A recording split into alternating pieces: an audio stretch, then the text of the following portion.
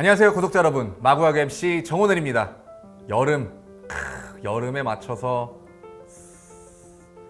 남양특집 이어서 준비했습니다. 오늘 들려드릴 이야기는요, 염소의 저주입니다. 여러분들은 저주가 어떻게 시작된다고 혹시 생각을 하시나요? 보통 우리는 축축하게 젖은 이 공동묘지 혹은 원한을 품고 죽은 이의 머리카락 같은 스산한 이미지를 떠올리곤 합니다. 하지만 만약 한 도시 전체를 무려 71년 동안 잔인하게 괴롭힌 저주가 고작 염소 한 마리 때문에 시작됐다면 믿으시겠습니까? 오늘 들려드릴 이야기는 미국 스포츠 역사상 가장 유명하고 가장 기괴했으며 수많은 어른을 울리고 절망에 빠뜨렸던 실제 저주에 대한 이야기입니다. 시간은 1945년 10월 6일, 제2차 세계대전이 막 끝난 가을, 미국 시카고는 그야말로 광란의 도가니였습니다. 메이저리그의 명문구단 시카고 컵스가 드디어 꿈의 무대 월드 시리즈에 진출을 했기 때문입니다. 시카고 시민들에게 컵스의 우승은 삶의 전부이자 신앙이었습니다. 그리고 그 열기 속에 아주 특별한 관객 한 명이 경기장으로 터벅터벅 걸어 들어오고 있었습니다. 그의 이름은 빌리 시아니스. 그리스 출신의 이민자로 선술집을 운영하던 평범한 사내였습니다. 하지만 그에게는 자식처럼 아끼는 아주 특별한 반려동물이 있었는데요. 바로 머피라는 이름의 염소입니다. 빌리는 역사적인 날을 기념하기 위해서 거금을 들여 자신과 염소 머피의 월드 시리즈 입장권을 각각 구매를 했습니다. 멋지게 정장을 차려입은 빌리, 그리고 목에 당당하게 티켓을 건 염소 머피. 둘은 홈구장인 리글리 필드 안으로 입장하는데 성공을 합니다. 하지만 행복은 잠시였습니다. 경기 시작 직전 주변 관중석에서 험악한 고성이 터져나오기 시작을 합니다. 이봐, 저 더러운 염소 새끼! 당장 내보내! 지독한 냄새 때문에 야구 볼 수가 없잖아! 결국 컵스 구단주였던 필립 리글리가 직접 경호원들을 보냅니다.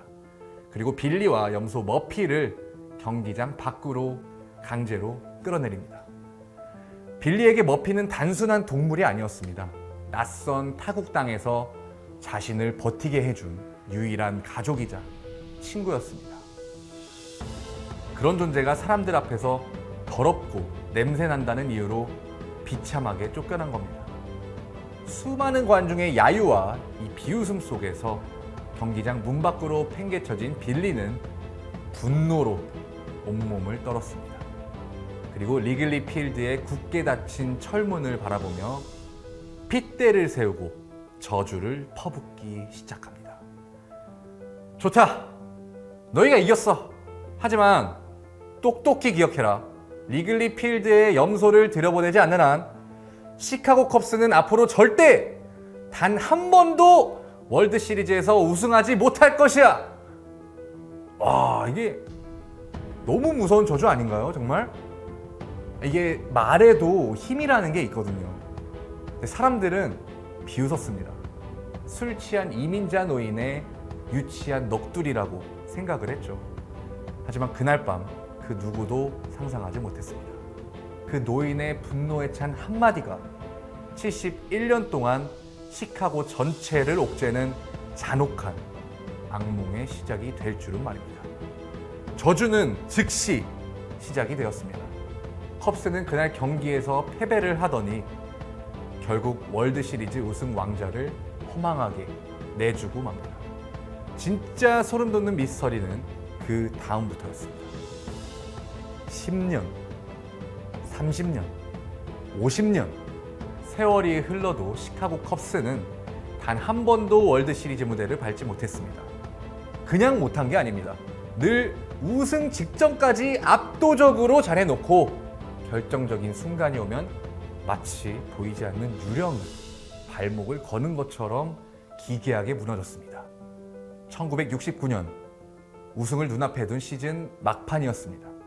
경기장 마운드 위로 어디선가 검은 고양이 한 마리가 나타나 컵스 더가웃을 쳐다보고 사라졌고, 그날 이후 거짓말처럼 연패를 당하며 탈락했습니다. 팬들은 공포에 질려서 속삭였다고 합니다. 염소가 돌아왔다. 1984년에도 똑같았습니다.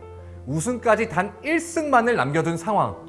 평범한 땅볼 타구가 1루수 미트 사이로 쏙 빠지는 유령 같은 실책이 나오면서 또다시 침몰을 했습니다.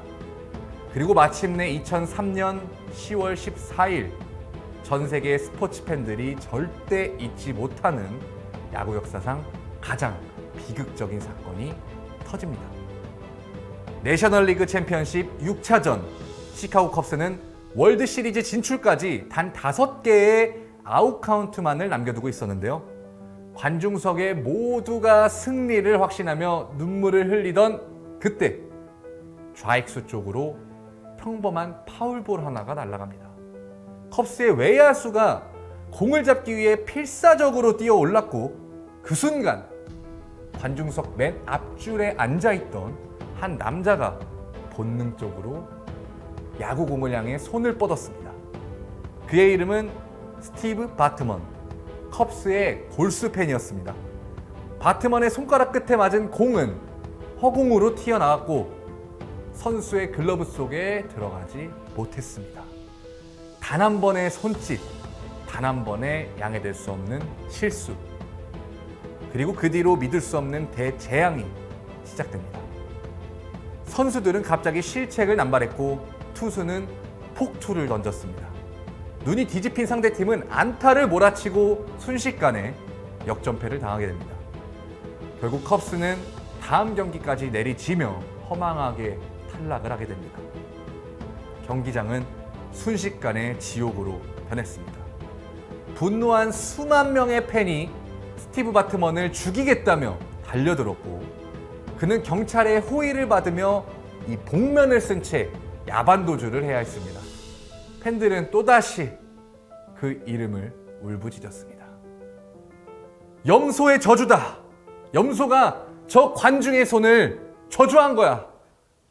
이쯤 되자 시카고 전체가 미쳐 돌아가기 시작했습니다. 저주를 풀기에 온갖 기괴한 의식들이 자행이 되었죠.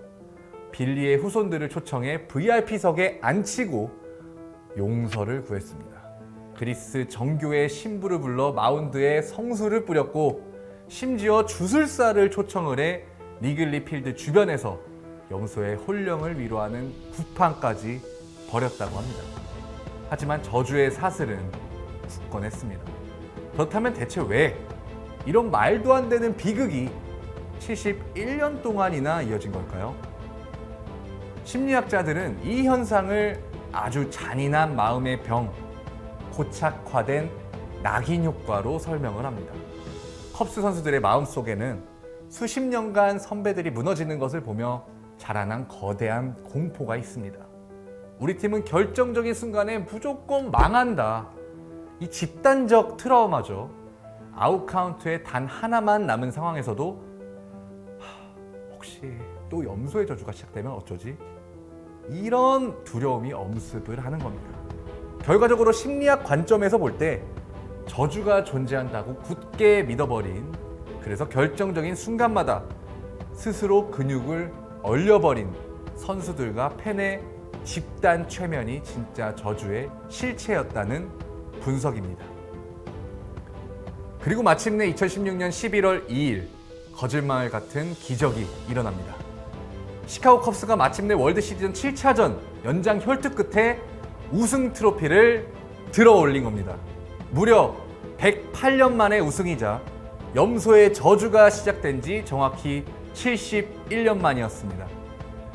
그날 밤 시카고의 모든 거리는 눈물바다가 되었습니다. 수백만 명의 시민이 거리로 쏟아져 나와 서로를 끌어안고 울부짖었다고 합니다. 수많은 이들의 공동묘지로 달려가 평생 컵스 우승을 보지도 못하고 눈을 감은 부모님의 무덤 앞에 이 우승 기념 모자를 바쳤습니다. 그리고 그들이 남긴 마지막 한마디는 이것이었습니다. 드디어 염소가 우리를 용서했다. 우리는 이성적으로 알고 있습니다. 염소의 한 마리의 원한이 메이저리그 구단의 성적을 좌지우지할 수는 없다는 걸요. 71년 동안의 실패는 그저 수많은 부상과 실책, 감독의 전술 실패가 겹친 현실적인 결과뿐일 텐데 말입니다. 하지만요, 1945년 그 가을날 비참하게 쫓겨나며 눈물을 흘렸던 한 사내와 그의 품에 안겨있던 염소 머피의 슬픈 눈을 떠올려 보면 우리는 여전히 서늘한 의문 하나를 지을 수밖에 없습니다.